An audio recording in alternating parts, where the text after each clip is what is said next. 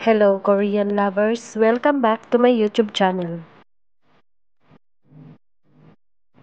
With all the dating rumors of Lee Min Ho and Kim Go Eun, the couple will soon publicize their relationship. The announcement will soon publicize after 2 years of romantic involvement during their collaboration on the highly admired drama The King Eternal Monarch. The couple's journey from being co-stars to life partners has been a subject of widespread admiration.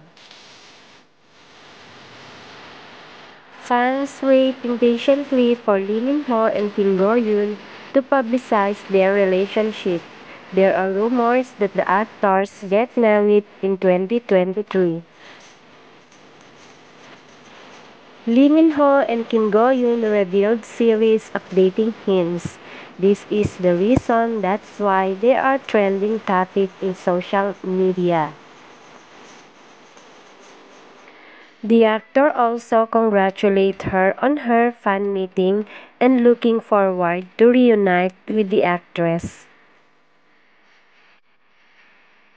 Lee Min Ho also not only posted a photo of Kim Go Eun on his personal account, but stuck a picture of her in his room.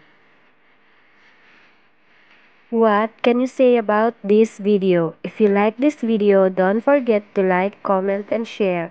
Don't forget to subscribe and hit notification button so that you'll notified to my next video. Thank you for watching.